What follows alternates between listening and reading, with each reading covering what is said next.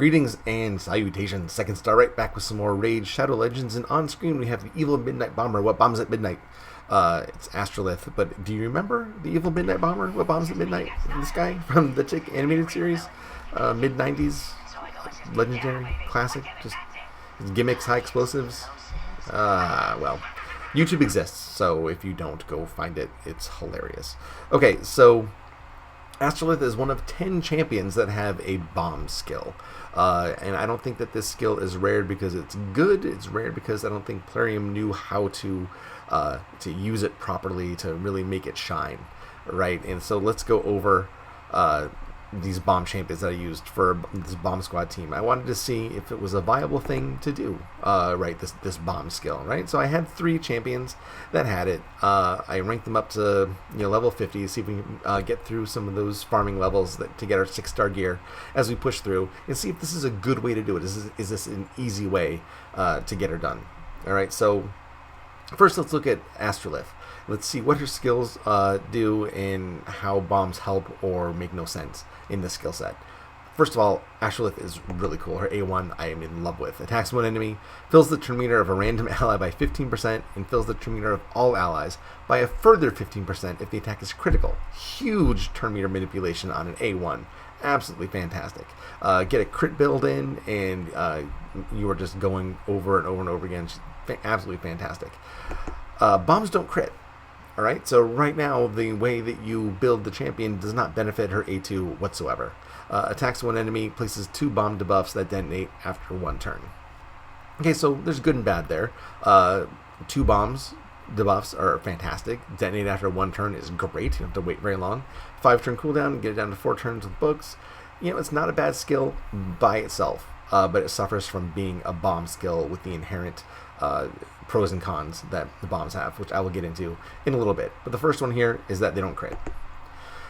Judgment is her A3, which is also a really cool A3. Exchanges remaining hit point levels with a target enemy, then attacks with a default skill. And that can't be used on a boss because that would be insanity.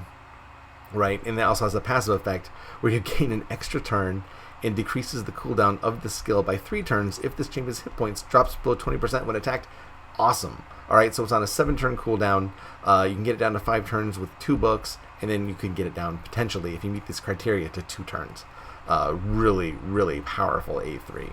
And a lot of fun to use, too, definitely. Like one of those Ice Golem minions, especially that one that I hate, the heal blocker one. They get you down, they block your heals, they get you down to a sliver of health. Hit Judgment. You swap hit points with that minion, and then you kill him with the attack, the subsequent attack, and you're golden. Fantastic, fantastic skill. Really cool. I like this champion a lot. Unfortunately, the A2, the bomb just doesn't really fit in with the rest of the skill set. All right, so let's go down to the next champion that we have here, Galkutt. Galkutt is a rare from the Ogren tribes.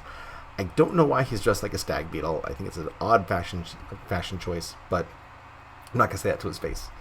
His A1 is a really cool A1 again. Attacks an enemy twice with a 25% chance of placing a 60% decreased defense debuff for 2 turns. I love having the 60% decreased defense on an A1. That's really cool. You can get that up to 50%, so don't be too afraid of the 25%. You could book that if you wanted to with 4 books.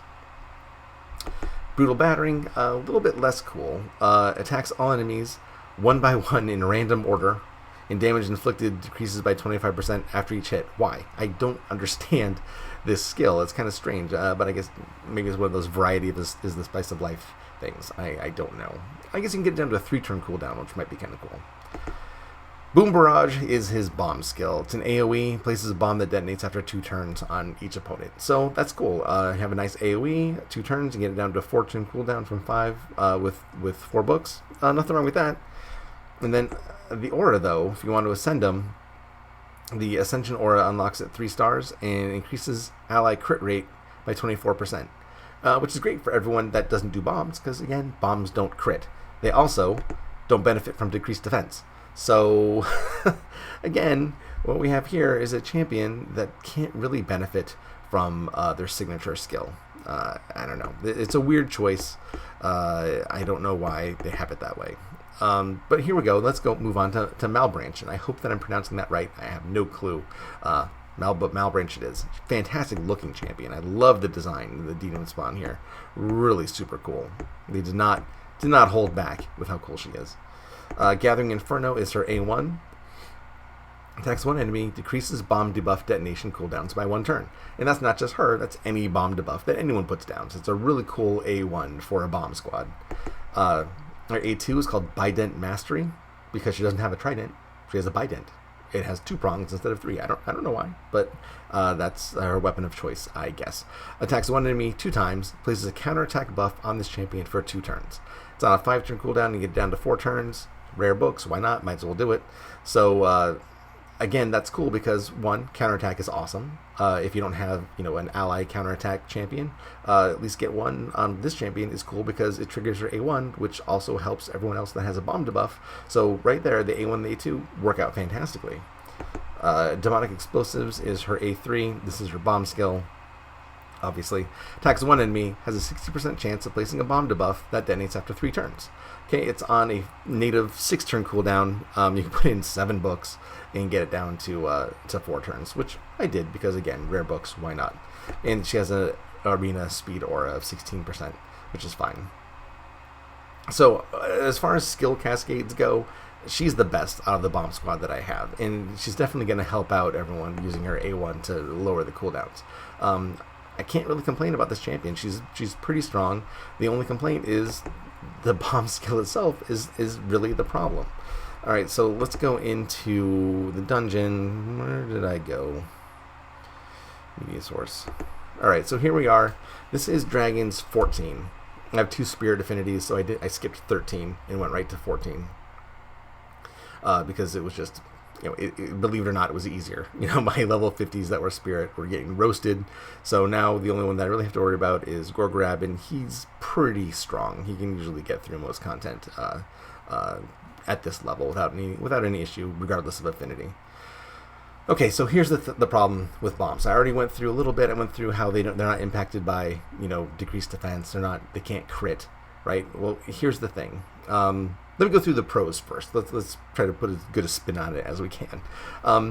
They scale with your attack, so the damage is pretty predictable. Whatever your attack is, and whatever multiplier that particular skill has, that's the damage you're going to do every time.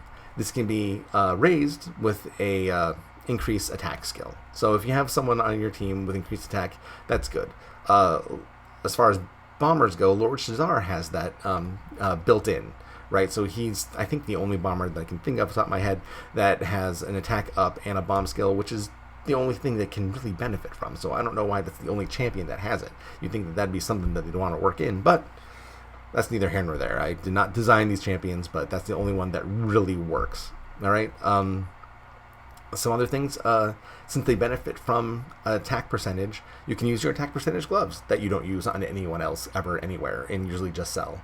Right, you can use your attack percentage. If you're getting masteries, you can get Blade Disciple. The one that's not the crit rate mastery, the one that everyone gets. These bomb champions would actually benefit from the extra 75 attack.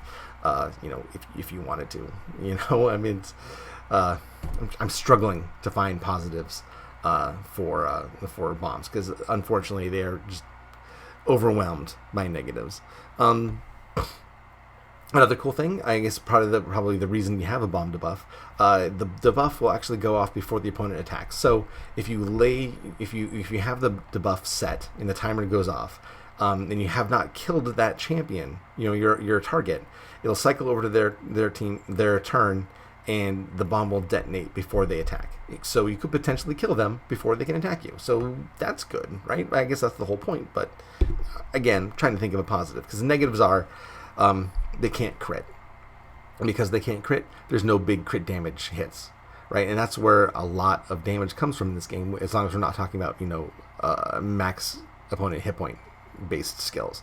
A lot of it comes from crit rate and stacking huge crit damage, which you cannot do with bombs. You just can't. It doesn't work. It also doesn't work with decreased defense skills. So that Galkutt with his decreased defense on A1 doesn't benefit his bombs. Weaken doesn't benefit bombs. Ignore defense doesn't benefit bombs. right? I put a Savage set on Galkutt to see if there'd be an improvement, and no, the damage multiplier is not affected by it. I don't know what to tell you. So you can't even put a Savage set on him and make him more effective. At least not with his bomb skill. Well, of course, help the other skills, but it's not going to help the bomb skill.